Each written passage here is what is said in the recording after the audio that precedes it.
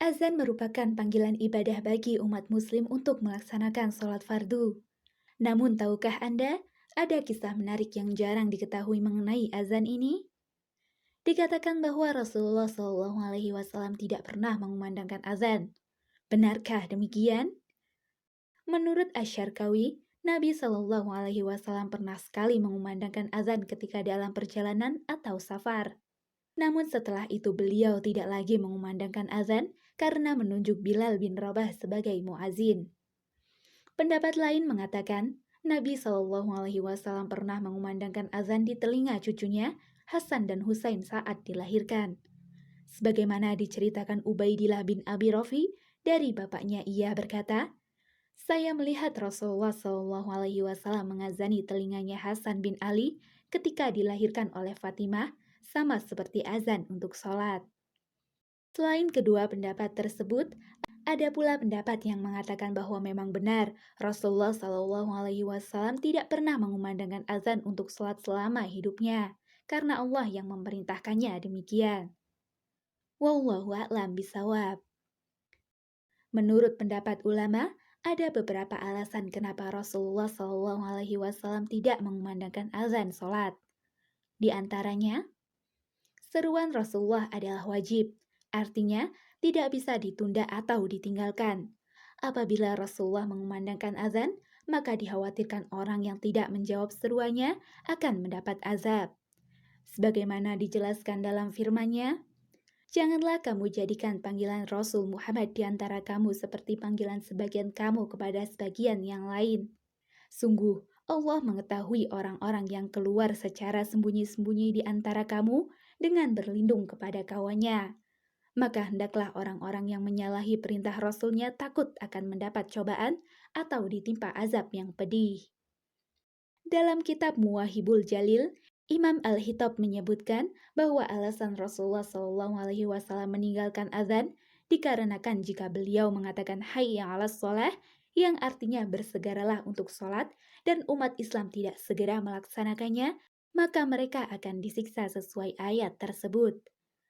Rasulullah paham betul bahwa seruannya adalah wajib, maka dari itu beliau tidak mengumandangkan azan agar umatnya dapat selamat dari azab.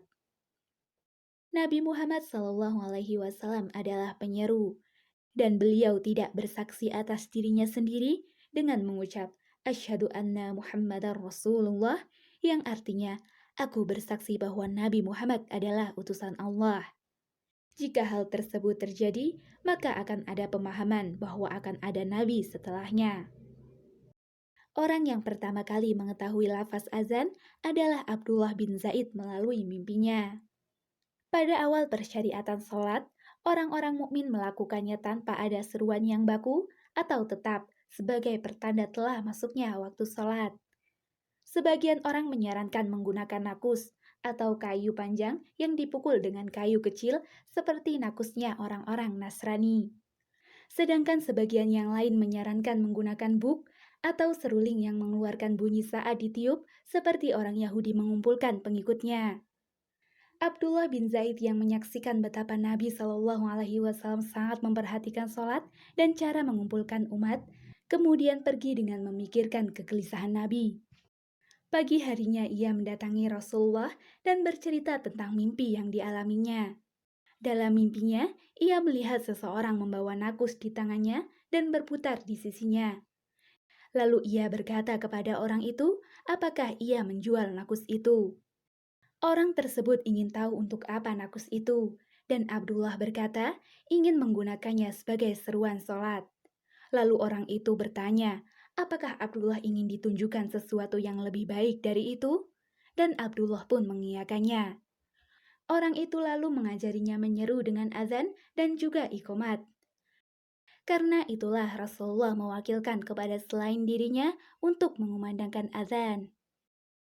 Nabi Muhammad SAW disibukkan dengan urusan umat. Dulu, Rasulullah dan para khalifah setelahnya tidak berkesempatan untuk mengumandangkan azan sholat karena sempitnya waktu di tengah urusan umat Islam. Tanggung jawab yang besar sebagai khalifah tentu saja tidak bisa diserahkan kepada orang lain.